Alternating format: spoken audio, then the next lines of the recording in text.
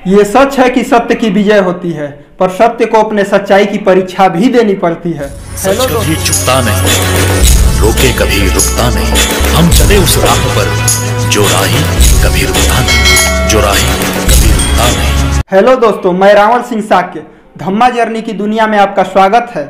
जब गलत तथ्यों को सही तथ्यों के पहुंचने से पहले अत्यधिक लोगों तक पहुंचा दिया जाता है तो कुछ समय के लिए गलत तथ्य भी सही लगने लगता है, पर कहते हैं ना कि झूठ ज्यादा समय तक नहीं टिकता है।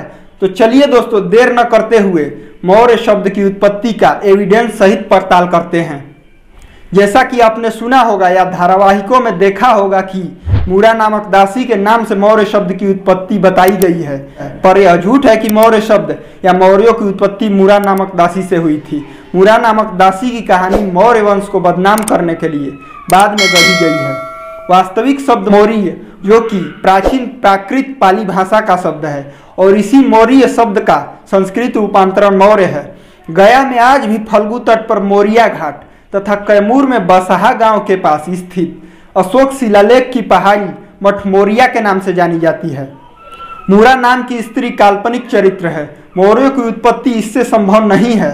पुराणों का भाष्यकार या टीकाकार श्रीधर स्वामी ने पुराणों में चंद्रगुप्त के लिए प्रयुक्त शब्द की एक अनोखी व्युत्पत्ति का कल्पना कर चंद्रगुप्त के नीच कुल में पैदा होने का मत पहली बार व्यक्त किया था। उसके अनुसार मूरा का पुत्र होने के कारण ही वह मौर्य कहलाए। ऐसा लगता है कि टीकाकार को व्याकरण की अपेक्षा चंद्रगुप्त की मां खोजने में ज्यादा दिलचस्पी थी। पाली प्राकृत संस्कृत या किसी भी व्याकरण के नियम के अनुसार मूरा शब्द से मौर्य शब्द नहीं बनेगा।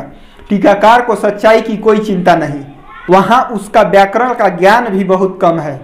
आइए जानते हैं कि सच्चाई क्या है, पर उससे पहले अगर आप इस चैनल पर नए हैं या सब्सक्राइब नहीं किए हैं तो सब्सक्राइब कर लीजिए और नोटिफिकेशन के लिए बेल आइकन भी दबाइए ताकि आने वाली नई वीडियो का नोटिफिकेशन आपको सबसे पहले मिले।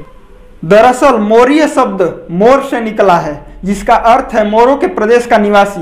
प्राचीन पाली ग्रंथ महावंश टीका में वर्णन मिलता है कि मौर्य लोग शाक्य ही थे, लेकिन जब कौशल नरेश विरूढ़व कपिलवस्तु के शाक्यों के विनाश पर उतारू हो गया, उस समय शाक्य कुल का एक समूह कपिलवस्तु से हिमालय प्रदेश चला गया और वहां पीपल के घने वन में एक भव्य नगर का निर्माण करके निवास करने लगे। इसलिए इस नगर का नाम पिपली वन पड़ा। इस प्रदेश में मोर पक्षियों की संख्या अधिक होने के कारण यह सदैव मोरों के कोलाहल से गुंजायमान रहता था, इसलिए उन्हें मौर्य नाम से भी जाना गया और उनके द्वारा स्थापित राज्य पिपली वन का मौर्य गणराज्य प्रसिद्ध हुआ।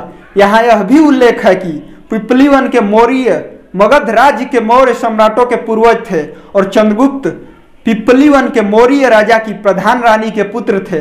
पिपली वन के मौर्यों का उल्लेख त्रिपिटक के दिग्घ निकाय के महापरिनिब्बाण सूत्र में भी मिलता है। जैन ग्रंथ परिशिष्ट पर्वन और आवश्यक सूत्र की हरिभद्रीय टीका भी मौर्यों को मोर से संबंधित बताते हैं।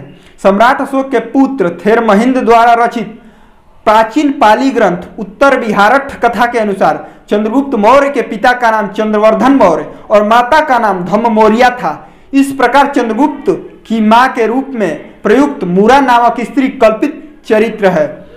आप इस तरह से भी सोचिए कि मौर्य पाली भाषा का शब्द है। मोर में ई प्रत्यय जुड़कर बना है मौर्य। मोर तो इसलिए मोर है कि उसके सिर पर मोर यानी मौर रहता है। मयूर से मोर नहीं बना है और न ही मुकुट से मौर या मौर बना है।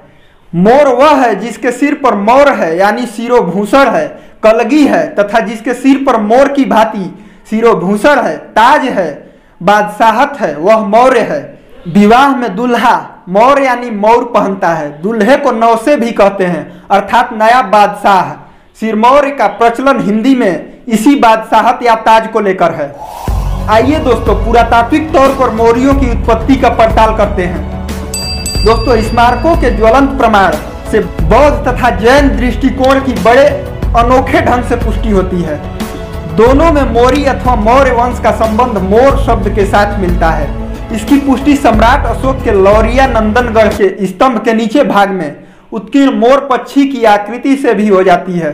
सर्वप्रथम पुरातत्वविद गुरुनवेडल महोदय ने बताया था कि मोर यानी पिकाक मौर्यों का वंश प्रतीक चिन्ह है, यानी डायनेस्टिक एम्ब्लेम था। यही कारण है कि मौर्यकालीन सिक्कों पर मोर के चित्र मिलते हैं। सांची के विशाल स्तूप में भी पत्थर पर खुदे हुए अनेक चित्रों में मोर की यही आकृति देखने में आती है।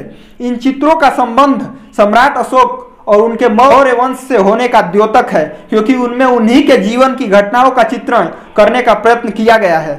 फूसे तथा सर जॉन मार्शल दोनों ही ग्रुनवेडेल महोदय से सहमत हैं, जिन्होंने सर्वप्रथम यह बात कही थी कि मोर का चित्र इस बात का द्योतक है कि मोर मौर्यों का वंश प्रतीक चिन्ह था।